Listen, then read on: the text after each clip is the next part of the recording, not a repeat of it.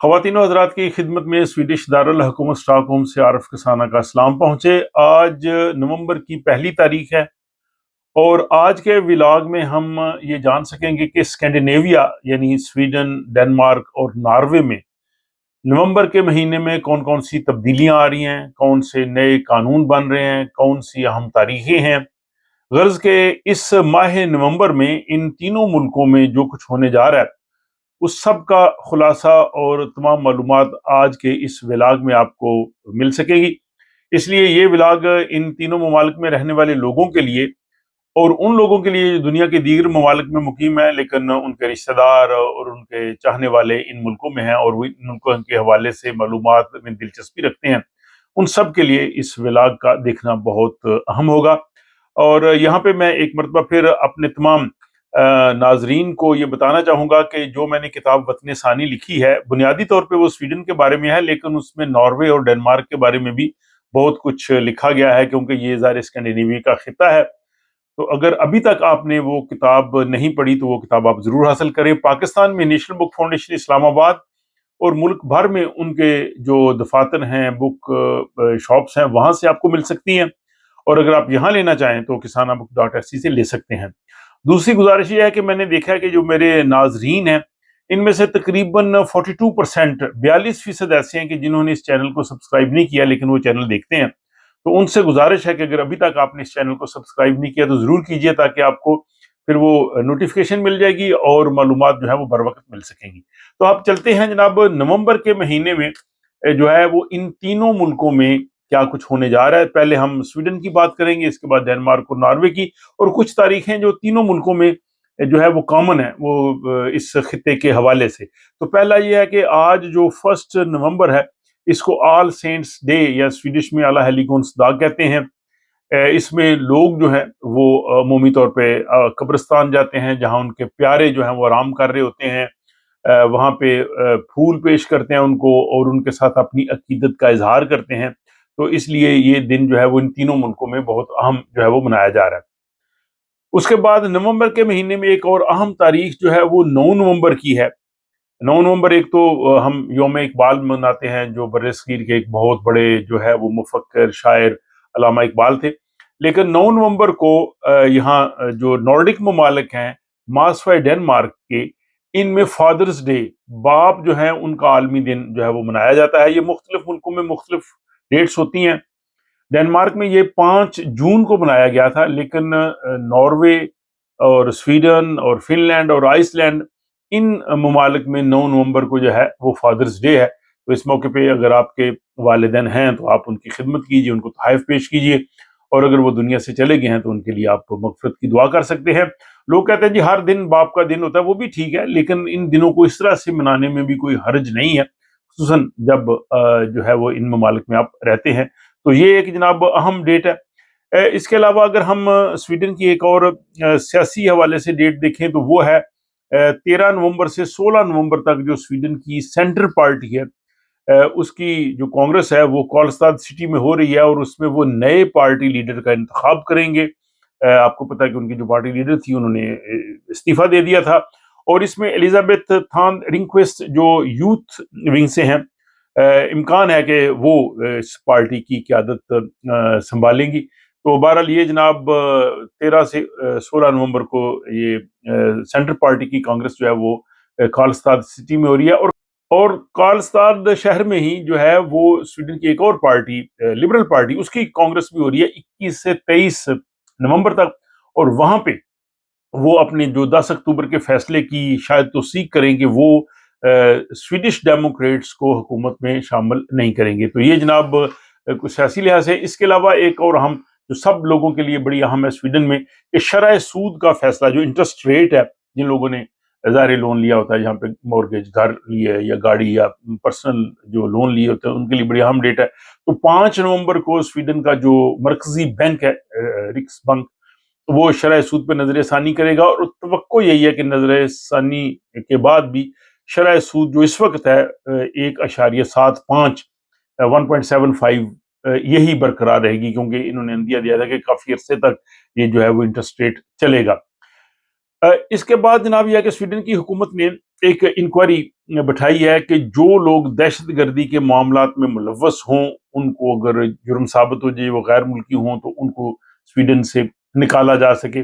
और इस हवाले से जो रिपोर्ट है वो 21 नवंबर को यहाँ हुकूमत के सामने जो है वो पेश होगी। उसके बाद हुकूमत जो है इस पे मजीद जो है वो कानून साजी करेगी।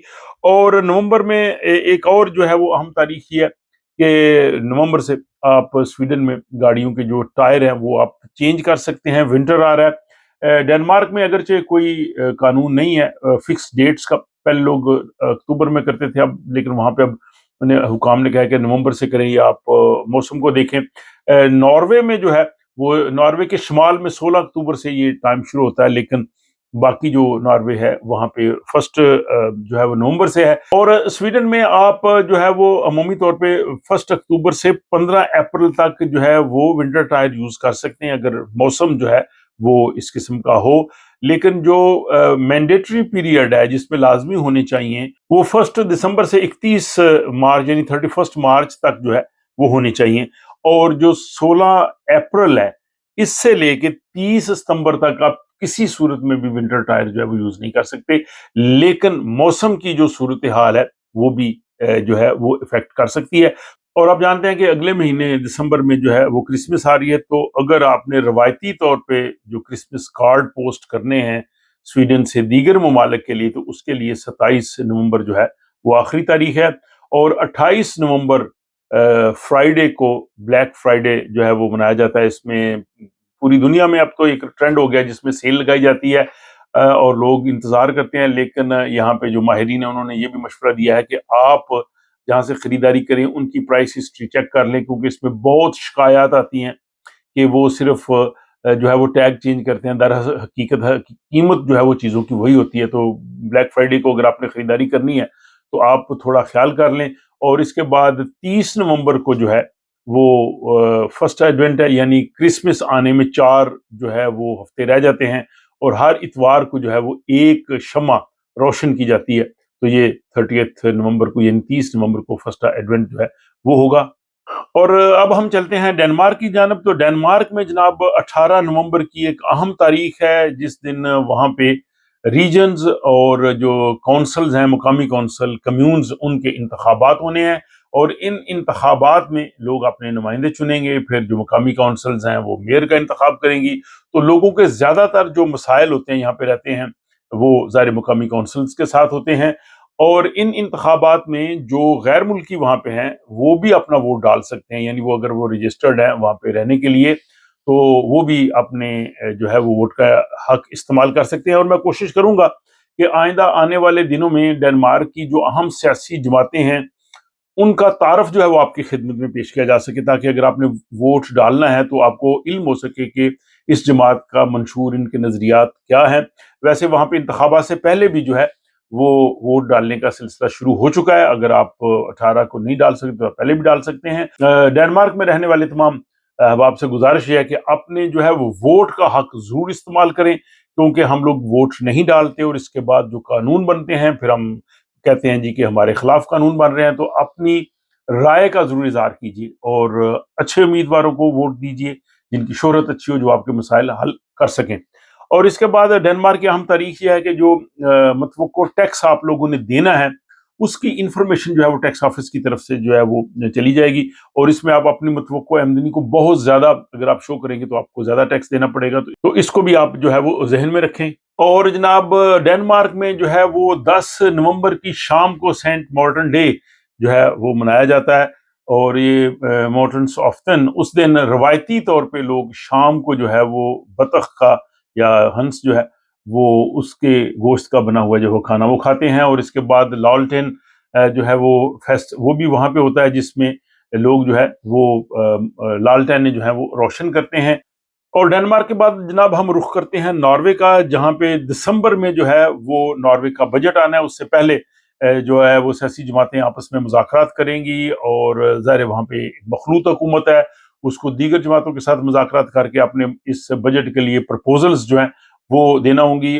और अगर आप नॉर्वे के दारुल हुकूमत ओस्लो में रहते हैं और अगर आप वहाँ ज़ेर ज़मीन जो ट्रेन है उस पर सफ़र करते हैं تو آپ لوگوں کی یاد دہانی کے لیے کہ 4 نومبر سے 1 دسمبر تک اوسلو کا جو ٹیوب اسٹیشن ہے، میٹرو اسٹیشن ہے، وہ جو ہے وہ عارضی طور پہ بند ہوگا، کیونکہ اس کی جو ہے وہ تعمیر نو کر رہے ہیں۔ اور جیسا کہ میں نے پہلے کہا کہ اگلے مہینے چونکہ کرسمس ہونی ہے، تو کرسمس کی مارکیٹس جو ہیں وہ نومبر کے آخر سے ناروے میں، بلکہ ڈنمارک اور سویڈن میں بھی جو ہے وہ سج جائیں گی، جہاں پہ لوگ خریداری کریں گے، اور پھر روشنیاں جو ہیں وہ اس اندھیروں میں بہت اچھی لگیں گی۔ تو یہ جناب آج 1 نومبر کو آپ کی خدمت میں اسکینڈینیویا میں ہونے والی اہم تبدیلیاں اور اہم جو دن ہیں ان کے حوالے سے تفصیلات پیش کی ہیں، جس میں آپ جان سکیں کہ سویڈن، ڈنمارک، ناروے میں کیا کچھ ہونے جا رہا ہے۔ اس حوالے سے آپ اپنی رائے ضرور لکھیے، اور اگر کوئی ایسی خاص تاریخ ہے جو میں اس میں پیش نہیں کر سکتا لیکن آپ سمجھتے ہیں کہ یہاں کے رہنے والے لوگوں کے لیے بہت اہم ہوگی، تو کمنٹ باکس میں اس کا اظہار کیجیے۔ اپنا خیال رکھیے گا، آپ سے ملاقات ہوتی ہے کسی اگلے ولاگ میں۔